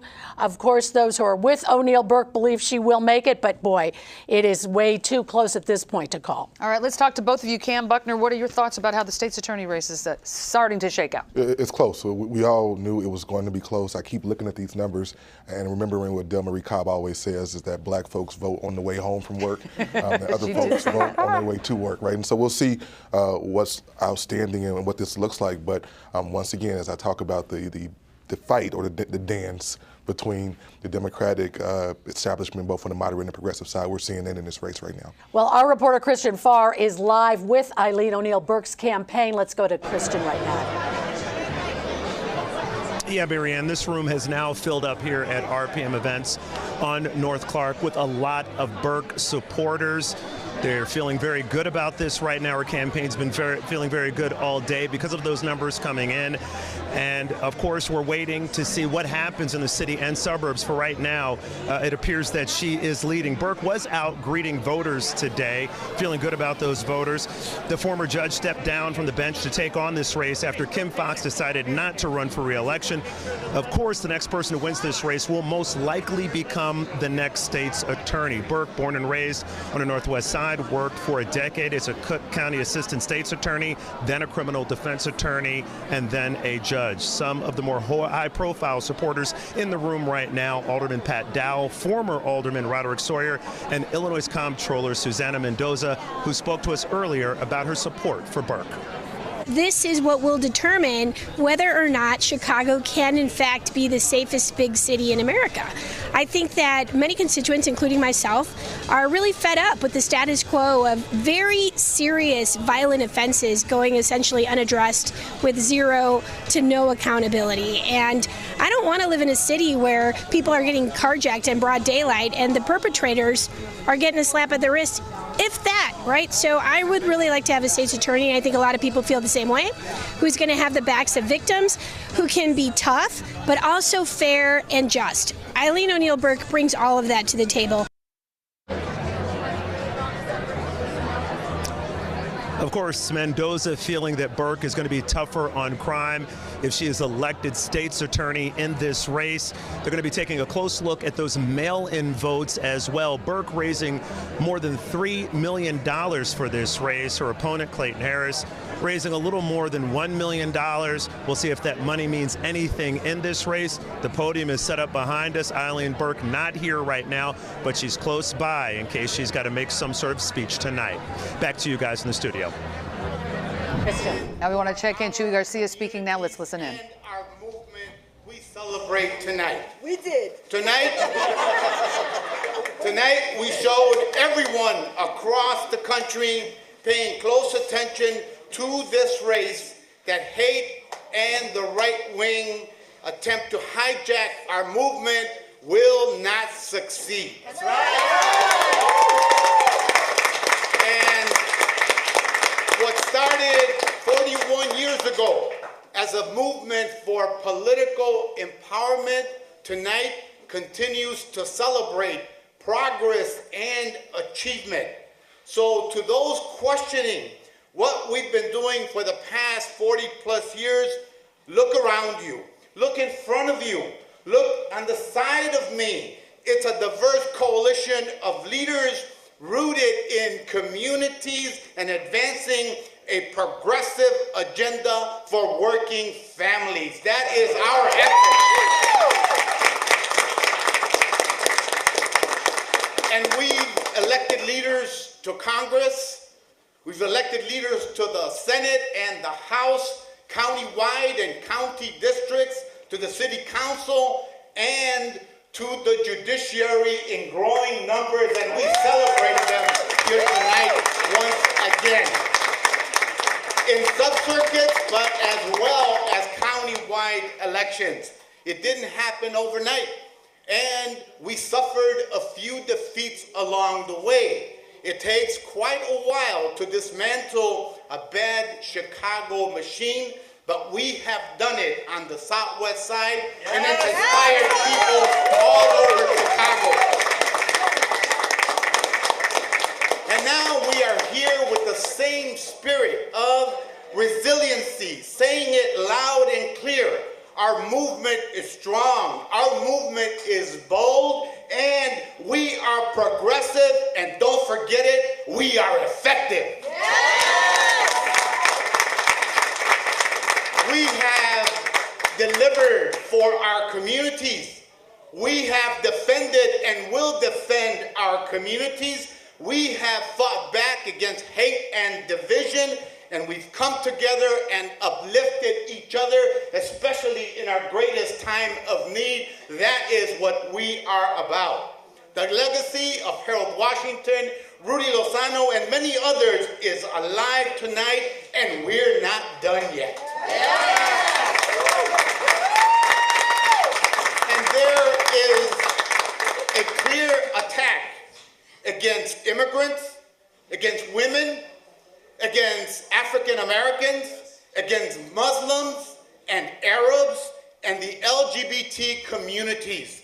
What that should tell us is that we need to stand strong together and united. Our work together will be tough, but we are tougher, and we've demonstrated it time and time again. We will not back down. Chuy Garcia will retain his seat with the 4th Congressional District and head on back to Washington after the general, of course, which is and joining us now, right, is another congressman from Peoria, Republican Congressman Darren LaHood. Good to see you. Thank you so much. You have supported Trump, and we want to know, in big blue state Illinois, can Trump make inroads? Absolutely, Marianne. I look at people care about the border is number one. It's really an unmitigated disaster at the border. When I talk to voters in my district, in suburban Chicago and downstate, the border is number one. Number two, the economy. People are paying a lot more for groceries and going out to dinner. It's a much different economy than it was 4 years ago. If you put personalities aside and just ask people, are they better off than they were 4 years ago or 5 years ago, I think the answer is clear. The other thing is, I think Biden has made us look weak on the international stage. And so those are the issues that people care deeply about. I never thought I would say this, Marianne, but Chicago is a border town now. And too many towns across the U.S. are border town. And so to allow roughly 9 million people to come across our border illegally is a huge issue, particularly when we can't afford to pay our veterans and help us pay our police officers or firefighters. But yet we're spending $180 million in Illinois on migrants. Those are the issues that I think people care about. Again, we have a binary choice in this election, Biden versus Trump. But I think those core issues are what people are going to look at when they make their decision. It is more of than just a Chicago issue. It is what they're talking about in Peoria as well. Absolutely. I represent Rockford now. I represent Peoria, Bloomington Normal. Those are the core issues, the economy, the border, and whether people feel safe. As you're seeing in the Cook County State's Attorney's race in Chicago, crime is on people's mind throughout the state. I think what happened with the Safety Act is a tough decision for our state. Talk to any police officer or sheriff deputy or Illinois state trooper. Morale has never been lower because of that issue and because of crime. People don't feel safe. The other part, Marianne, is unfortunately we've had 300,000 people leave Illinois in the last 4 years since the last census. That's, again, because of our economic policies in Illinois, the lack of fighting crime, and Chicago turning into a border community, which is a sanctuary city. Those issues are going to matter in the election. And again, I think if we run on the issues, I think Republicans are going to do well in Illinois. Congressman Darren LaHood from Peoria, we thank you so much. Now we're going to send it over to Telemundo for a recap of some of the races they've been following. Alfonso.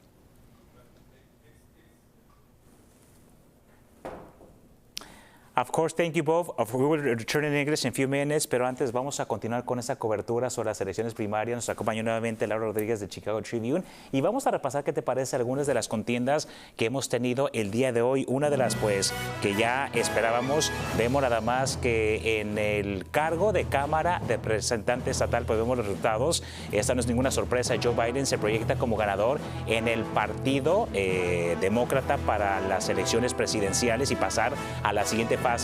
Del lado republicano, Donald Trump también se proyecta como el ganador y vemos ahora pues otras de las contiendas que tuvimos hoy. Hablábamos de ese referendo bastante polémico.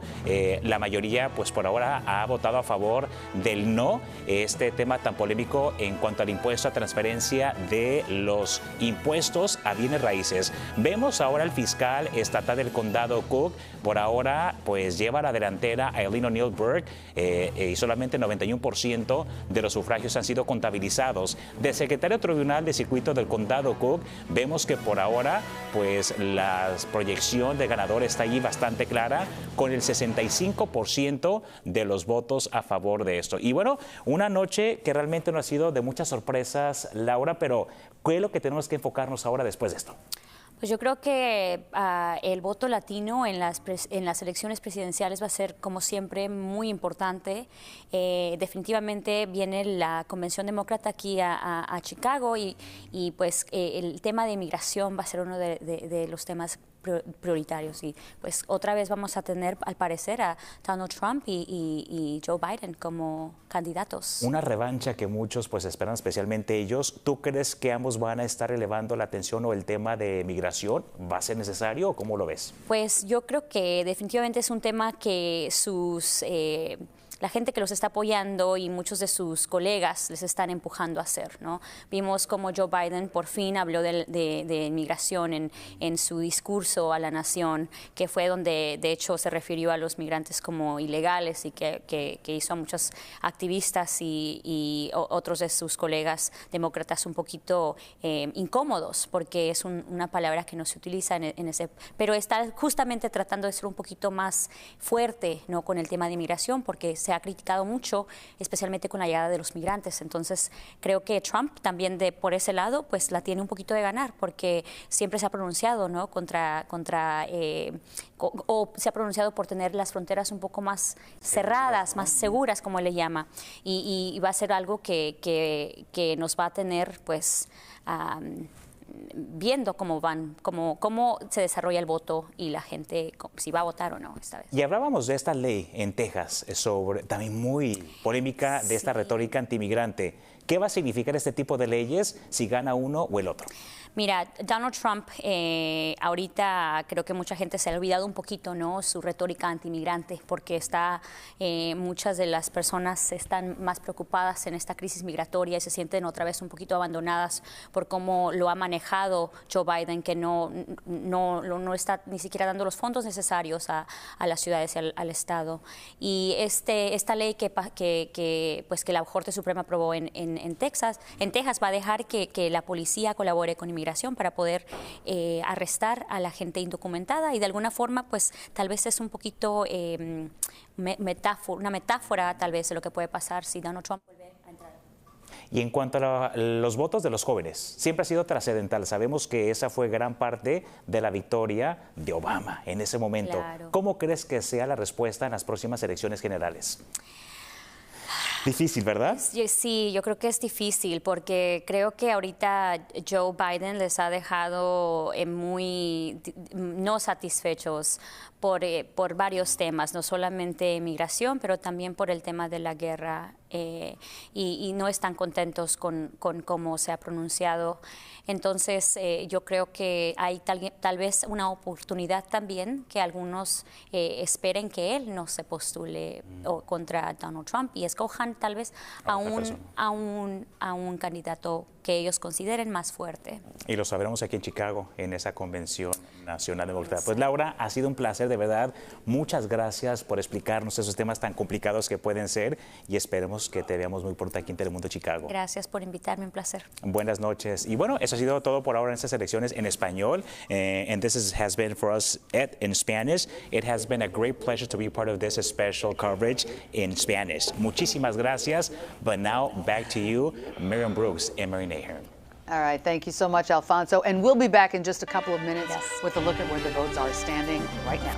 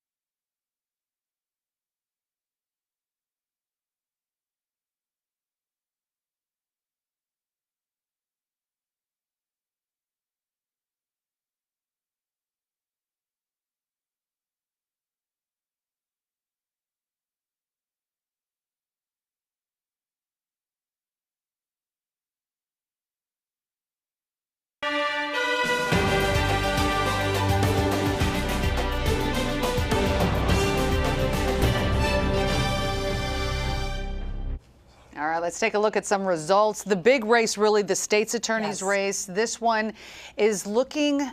Let's get your thoughts, Marianne. 91% and 52-48. Yes, It depends Eileen on O'Neill where Burke the numbers is are ahead. coming in, right? 91%, and there is still, some 16,000. It's getting a little closer, 16,000 votes separating them.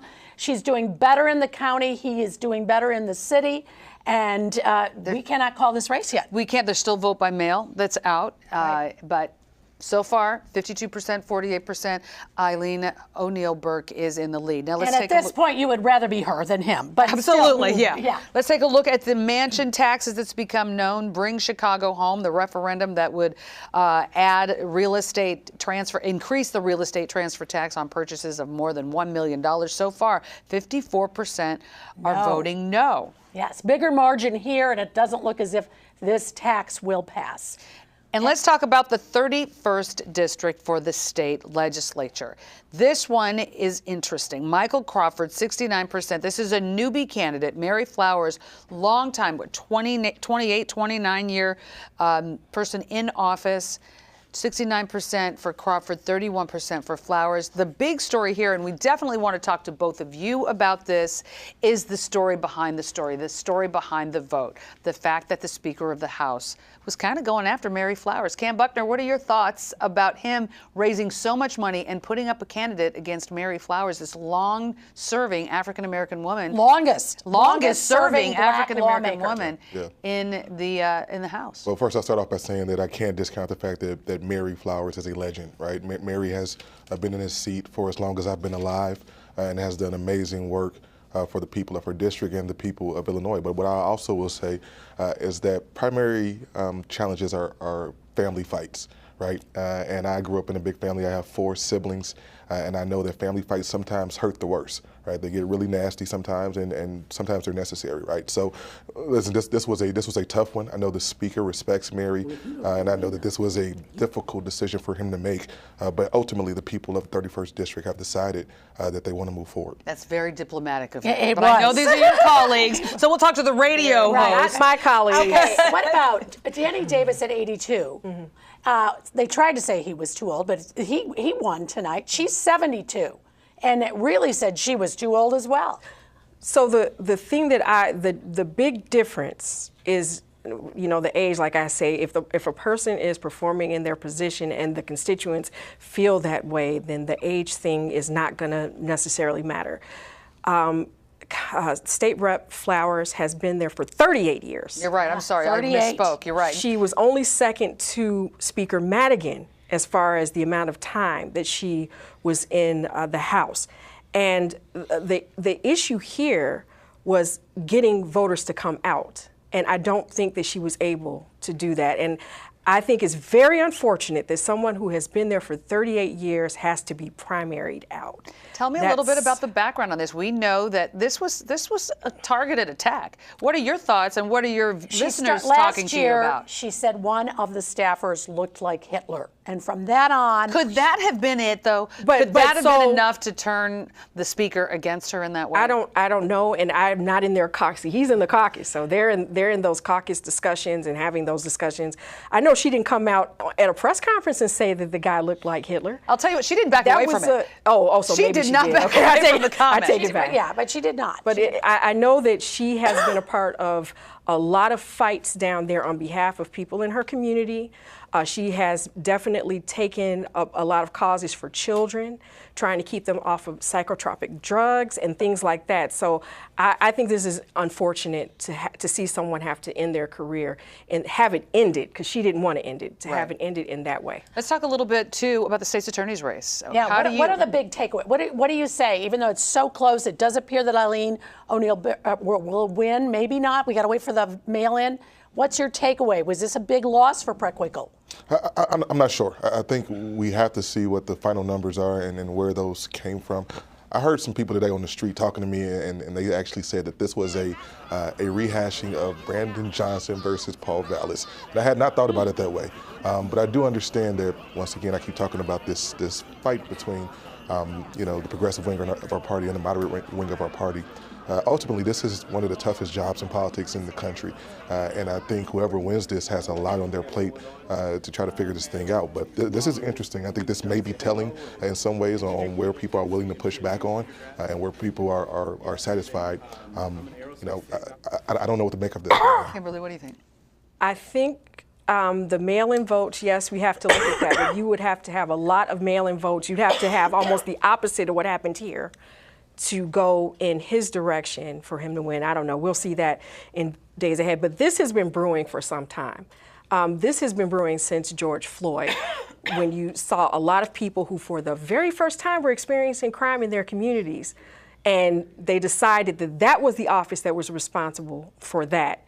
And they just decided, we're going to put a lot of money behind this. There's going to be a lot of money that we're going to put behind this. This is our opportunity. And they made Kim Foxx the boogeyman. And by proxy, we use that word tonight, but she's not running now, but they've just decided that we want this seat.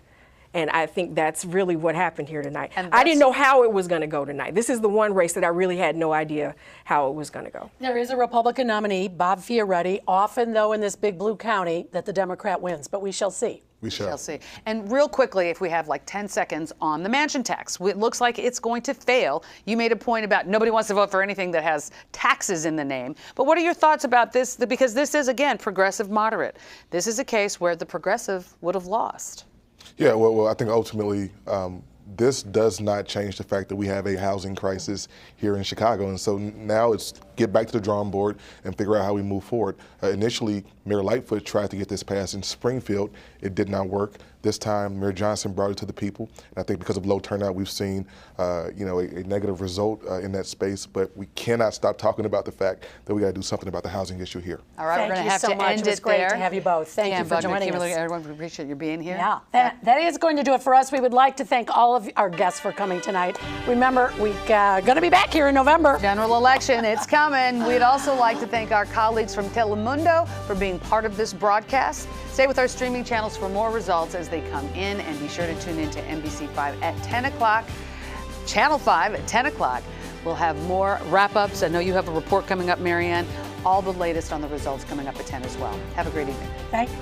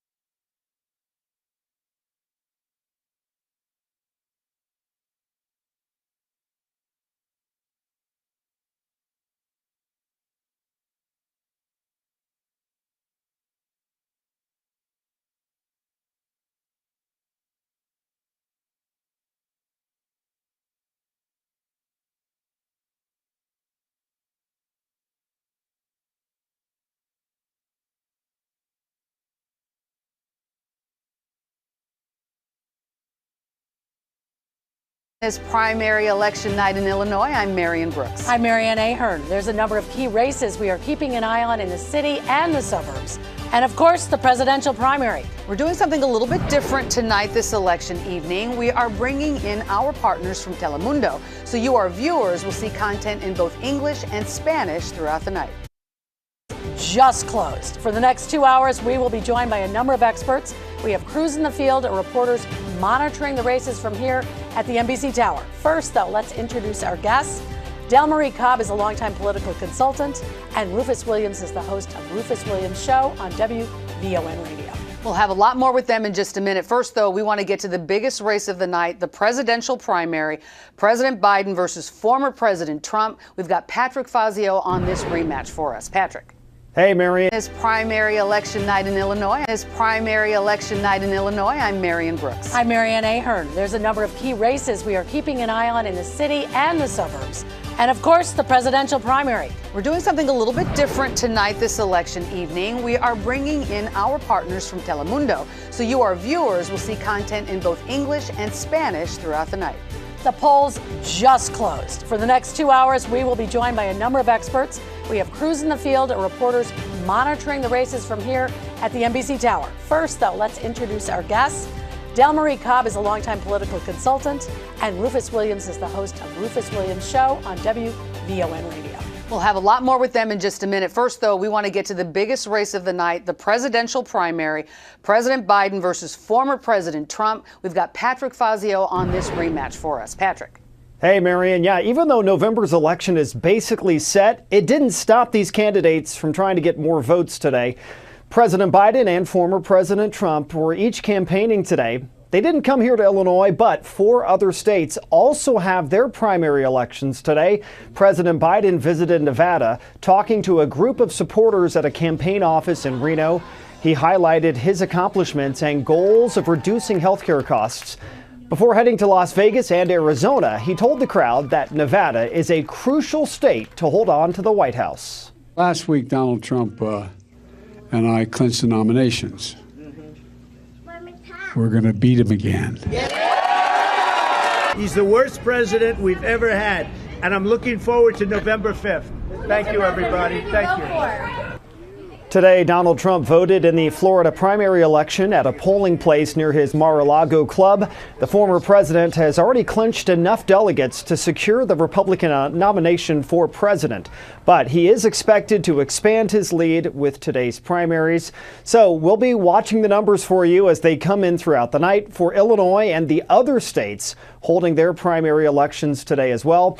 We'll bring you those results as soon as we get them. Reporting live in the control center, Patrick Fazio, NBC 5 News. Back to you. Let's get started on the analysis. We want to know what you guys think. First, let's kick it off with the presidential. I mean, it's already been clinched by the time it gets here. What are your thoughts about where we stand right now? Let's start with you, Del Marie. Well, what I would like to see is how many people actually wrote in the word Gaza in terms of being non-committal, because that was something that they were calling for following up on what happened in Michigan. And so I think that'll be very interesting. Could it be that that is going to show that if in Illinois we see a Gaza vote, that is a warning sign to President Biden? Well, that's the whole purpose of it, is to send a warning shot to him that, you know, you look at Michigan, you look at Wisconsin, you saw what the margin of vote was for Hillary Clinton that she lost by. And, you know, here in 3 weeks, they were hoping to get 10,000, and they got 100,000 in Michigan. So that's sending a loud and clear message that you don't want us to ignore this race. Interesting, though, Michigan has a large Muslim population, not as large here. Rufus, what do you think about, I mean, former President Trump? He has made his way back to the top of the ticket, and so we are dealing with him as an electorate again. What do you think about his being back in this race? I think it's amazing that he is back in this race. I think given all the things that have happened, and first, to lose as he did, very, very often you don't see the candidate return, but he never went away. You see former presidents kind of go aside and do whatever they're doing, but he never went away and continued to push this issue of election interference, continued to push the issue that he won, and continued to bring people along with all of that. And given the indictments, given the insurrection, given all these things, fascinating that he's still there, just amazing. And we start to really look at things and think about how there's this constant conversation of no one being above the law. I think we can't say that anymore. Donald Trump is above the law. Right, and so much of what's happened is just very different than it could be. We got to bring it locally now to the Bring Chicago Home. It has been talked about in court, out of court, out on the ballot. Was it going to be counted? It's on the ballot. What about it? Is it a mansion tax that's fair? What do you think, Del Marie? Well, as a progressive, this is something we've been fighting for a long time. And so it's finally on the ballot, and we want to see if people will support it, because there has to be something done for the homeless population in Chicago. I mean, it's growing exponentially ever since COVID, and so there has to be a dedicated revenue source. It's trusting the mayor and the city council. Is there enough accountability built into this? Well, that's one of the things that we will have to make sure happens. I mean, when the city council, when it comes back to city council, if in fact it passes, then city council, that's their responsibility to make sure that in fact there are guardrails in terms of how this money is dispensed. One of the critiques of this is that it could potentially just halt development, that developers are not going to want to take on this, which is a really, really large increase in what the cost would be, about 166%, I think, in something over $1 million. What do you think, Rufus? Do you think it'll help? I think there's so much about this that people don't understand. And I don't think it was clearly articulated. I think all the things that got it into court, and when it came out, there's still pieces that people don't understand. This is on places that are sold over $1 million. And so, first of all, you got to sell it. And then it's got to be over $1 million. And then it goes into whatever the different pieces are where we look at how we regulate it. Those things were not made clear. And fact is, it's about 94% of the properties that are still going to be under that $1 million threshold. And they would have a cut. Right. So it is going to be mostly on corporate properties. Would they stop them from developing? I don't think so, but it's a good line to have when you're trying to keep it from happening. They certainly have been working to get it on the ballot for a long, long time. Yes, they have. Yeah, this is, and I'll just say this is one. We talked about homelessness before we started getting the immigrants being sent up by Greg Abbott. Good point. That's a good point. Now there's a solution to try and deal with that, and then we get to all these other things, when at the end of the day, we still have this huge homelessness problem. All right, we'll talk more about that as we start to see the results come in and see if it actually does pass. Well, All right, so there are also several other key races that we're monitoring both in Congress and in Springfield. Kate Chappell, she has more on the ones to watch tonight. Marianne and Marion, we have three races we're following at this hour. Let's start in Congress and the 4th district, where incumbent Jesus Chuy Garcia is facing a challenger in the primary for the first time since 2019. Chicago Alderman Ray Lopez challenging his seat. Now, Chuy is running for a 4th term in office in the 4th district, which serves the southwest part of Chicago, also spans some south and southwest suburbs. He's a known progressive. He ran for mayor twice, including forcing Rahm Emanuel to a runoff back in 2015. He came in 4th place in the first round of last year's mayoral race. Now, both are running as Democrats, but are far apart on several key issues. Lopez often takes a more conservative tone on issues. He serves Chicago's 15th ward. Now, the two disagree on a lot, including how to handle the